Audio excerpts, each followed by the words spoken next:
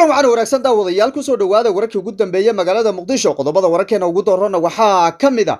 weerarkii ururka Al-Shabaab ay ku qaadeen xarunta maamulka gobolka Banaadir oo la soo afjaray dhimashadii ugu badnayd oo halkaasi ka jira magacyada mas'uuliyiinta halkaasi ku geeriyooday ayaan idin soo gudbin doonaa iyadoo afayeenka booliska dawladda federaalka ee Soomaaliya uu shaaciyay tirada rasmiga ee halkaasi ku geeriyootay dhinaca kalena uu soo bandhigay 6 xubnood ee weerarka halkaasi ku qaaday ururka Al-Shabaab balse tirada dawladda federaalka Soomaaliya ay shaacisay waxa beeniyay ururka Al-Shabaab oo sheegay tirada ay dawladdu sheegtay tiro saddexdeed jubaarkeeda oo ay sheegeen in dagaalyahanadoodu ay dileen goobjoogayaal halkaasi ku sugan waxa ay noo xaqiijiyeen tirada dawladdu ay sheegtay in ay ka badan tahay dadka meeshaasi ku geeriyooday weerarkan ay saaka ururka Al-Shabaab ku qaadeen xarunta maamulka gobolka Banaadir ayaa noqonaya kii lixaad oo goob sidan oo kaleeta oo muhiim ah ururka Al-Shabaab ay weeraraan tan iyo intii isbedelka uu ka dhacay dalka Soomaaliya madaxweynaha jamhuuriyadda federaalka Soomaaliya ayaa xilligii doorashada ee madaxweyne Maxamed Cabdullaahi Farmaajo uu kursiga ku fadhiyay waxa uu ku eedeynayay dawladdiisa in ay ka gaabiyeen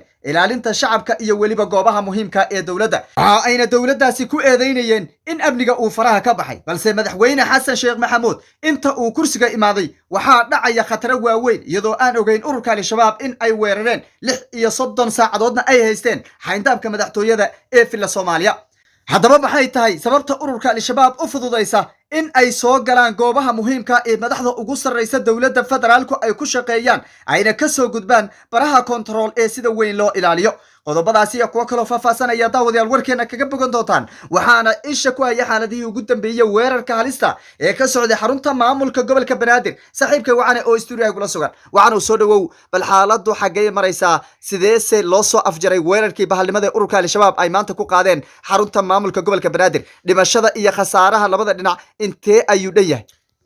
aad iyo aad baad u mahadsantahay Santiago weerarkii bahalnimadaha ee ururka Al-Shabaab ay ku qaadeen xarunta maamulka gobolka Banaadir ayaa gabi ahaanba la soo gabagabeeyay sida uu sheegay afayeenka ciidamada booliska Soomaaliyeed oo markaasi iskugu yeedhay warbaahinta sidoo kalena ka warbixiyay waxa ay kala kulmeen weerarkii dhowr iyo 10 saacadood qaatay ee ururka Al-Shabaab ay halkaasi ku haysteen lix kamid ah dagaalyahanada ururka Al-Shabaab ayaa saaka si dirqi ah ku soo galay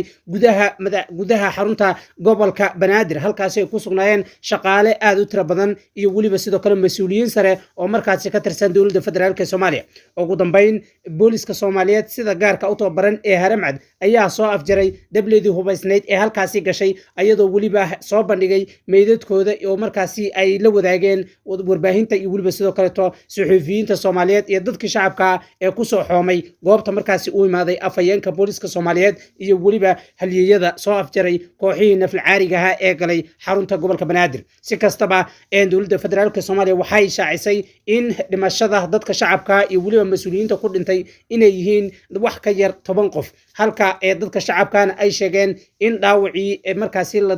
dadgurinayay oo markaasi isku jiray shaqaalaha maamulka gobolka Banaadir iyo waliba kuwa dawladda federaalka Soomaaliya oo waliba uu ku jiro mas'uuliyiin sarsare ay ku jiraan in ay markaasi u geeriyoodeen dhaawacyadii halistaha ee ka soo gaaray qaraxii iyo waliba sidoo kale xabadii risaasta sida tooska ay ururka Al-Shabaab oo la dhacayeen shaqaalihi ku sugnaa gudaha xarunta halka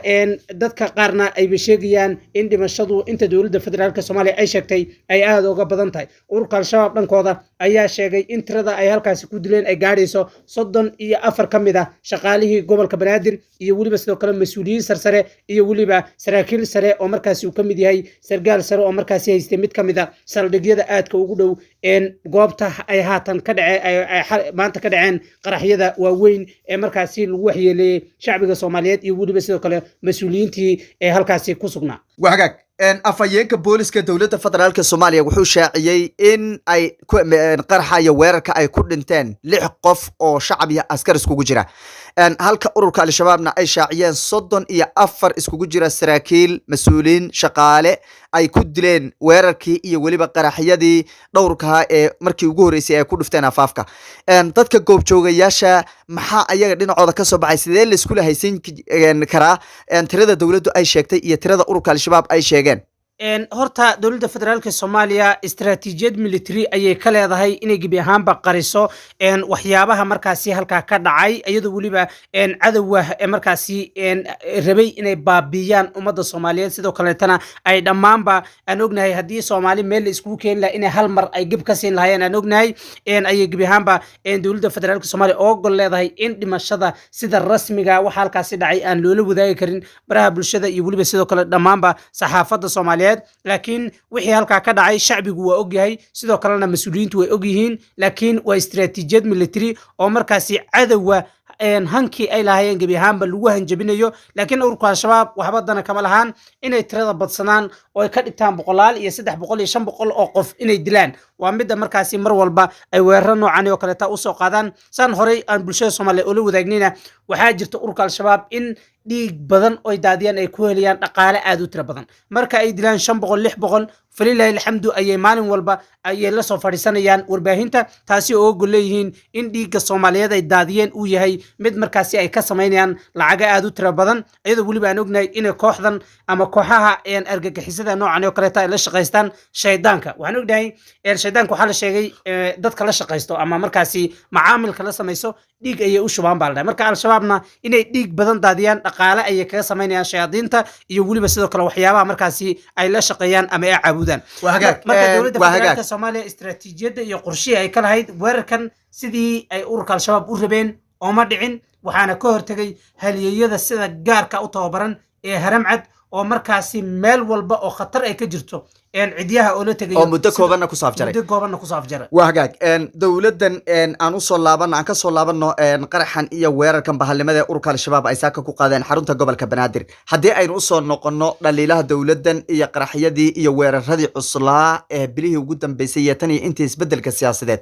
uu ka dhacay gudaha dalka Soomaaliya soo la isma dhihi karo dowladdu waxay u fooftay waxay ka fooftay madaxtooyada oo way ka tagtay caasimadii la rabay in ammaankeeda iyo dadkeeda la ilaaliyo ee in ka badan 4 milyan ay ku noolaayeen oo xoogii waxay gelisay meelaha banaanka kore ee ururka al-shabaab ay degan yihiin ay ku dhumaalaysanayaan la isdhihi karaa markii loo fiiriyo weeraradan joogtada qaraxyadan waaweyn iyo goobaha muhiimka ee ururka al-shabaab ay weerarayaan santago inta dowladda dhaliilaheeda iyo waliba sidoo kale waxyaabaha markaasi ka khaldan ee u gudbin ururka al-shabaab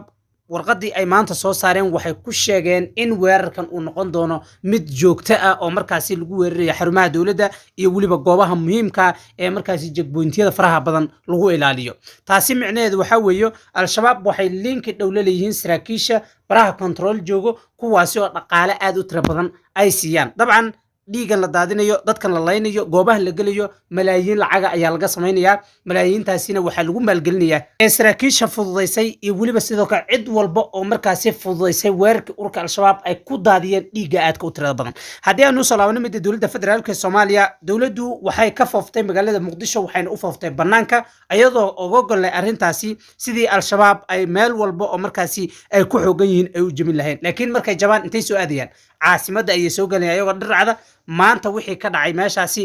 santago gawaaridii ururka al-shabaab ay la soo galeen iyo darajooyinkii ciidanku ay qabeen iyo labiska ay qabeen dhammaanba wuxuu ahaa labiska ciidanka militariga dalka Soomaaliya iyo waliba ciidanka eerida loo talgalay ayuu waliba soo qaatay gawaarida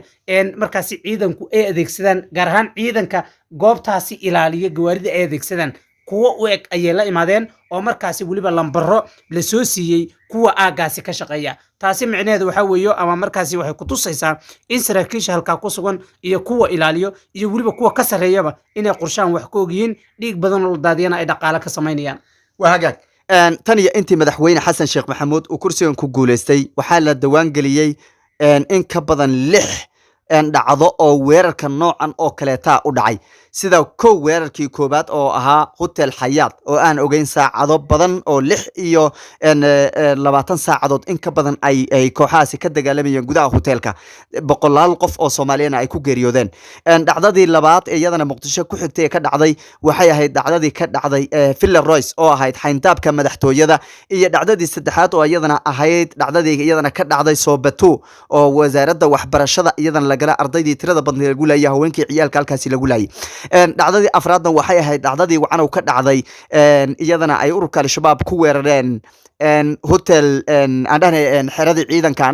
ciidanka lama galay marka weerarada noocaas oo kaleeta ee la soo agaasimay soo la isma dhihi karo mas-uuliyadeeda waxaa qayb ka ah mas-uuliyiin sarsare oo iyagu aan meelle laga celin karin oo dowladda federaalka iyo xisbiga damo jadiid ka tirsan santago tusaale cad waxaa ah weerarkii ka dhacay hotel Villa Royce iska dhaaf kuwa kaleeto oo goobaha ku yaaleen ay tahay goobo la mari karo goobo la tegi karo qof shacab uu tegi karo sidoo kaleeto qof mas'uul uu tegi karo waxaan ognahay Villa Royce tegitaankiisa qofka tagayo waa qof ogolaansho ka haysta gudaha madaxtooyada qaranka Soomaaliya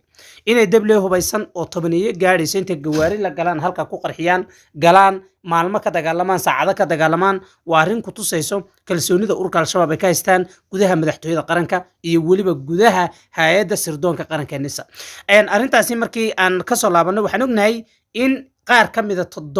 toddoba ka mid ah askarta miina baadhista ee madaxweynaha jamhuuriyadda federaalka Soomaaliya inay ku lug yeesheen weerarkii ka dhacay hotel Villa Royce marka baashu way isdhex fadhida lamana markaasi kala qaadi karo dowladda xisbiga damo jadiid Allah aruriyo oo maanaano hadda dhigi kara moogi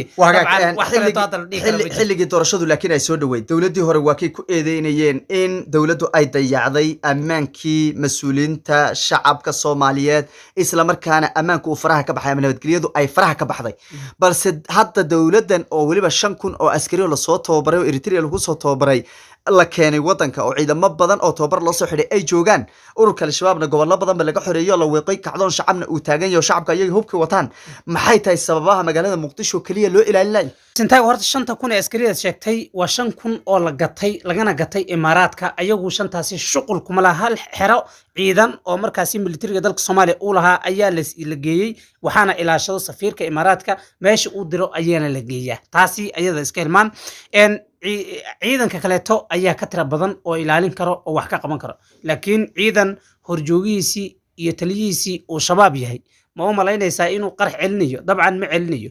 saraakiil badan ayaa shaqadii ka fadhiisatay sidoo kaleetana gebi ahaanba xilkii iska casilay markay arkeen qaraxyadii oo wadada marayo awood ayna u lahayn inay celiyaan markay arkeen dadkoodii oo maalin cad la tooganayo ayna ka hadli karin saraakiil badan ayaa shaqada ka fadhiistay inuu qarax ka dhaco madaxtooyada gudaheedana waxaa sabab u ah taliyaasha u qaabilsan sirdoonka qaranka ayaga ayaana mas'uuliyadeeda qaadayo qof kasta oo Soomaaliyeed oo halkaas taliyaha hay'adda sirdoonka qaranka NISA iyo waliba hay'addii sirdoon ee dalka Soomaaliya ee la rabay inay arrintan ka hortagto xagee iyadu ku dambeysay mid kale maxay hal qaraxna u fashilin laayihiin hay'adan sirdoonka ay u fashilin laadahay waxaan ognahay dawladdii hore Maxamed Cabdullaahi Farmaajo qarxa meeshu ka dhici doono ama marka la damacsan yahay gabi ahaanba way ka hortagi jireen waxay dhigi jireen eerida laga fogaado waa arrin sirdoon waa sax in bulshada Soomaaliyeed lala wadaago meeshaasi khatar ayaa ka jirta laga carro in la dhaho way ka carari jireen shacabku qaraxaasi ama wala qaban jiray ama wuxuu ku dhici jiray asoo dadna waxba yeelayn marka dawladdii horena waxayba hadan soo bedeleen ba xisbiga damo jadiid inay dawladdii hore ku eedeeyaan inay ba shabaab ahayd shabaab ay la dagaalamin laakiin amniga magaalada Muqdisho markii laga reebo qaraxii soo bowan laga reebo ma dhici jirin waxyaabahan oo kale in wasaarad la galo saacado la haysto in hotel la galo saacado la haysto way adkayd walow ay jiraan hotel la weeraray laakiin gabi ahaanba waa la soo afjari jiray saacado kooban ayadoo dad badan oo Soomaaliyeed aan wax yeelayeen wagaag taliyihii hore hay'adda sirdoonka qaranka NISA Fahd Yaasin waxa uu ku eedeeyay taliyaha cusub ee hadda hay'adda NISA haystay Mahad Salaad loo yaqaano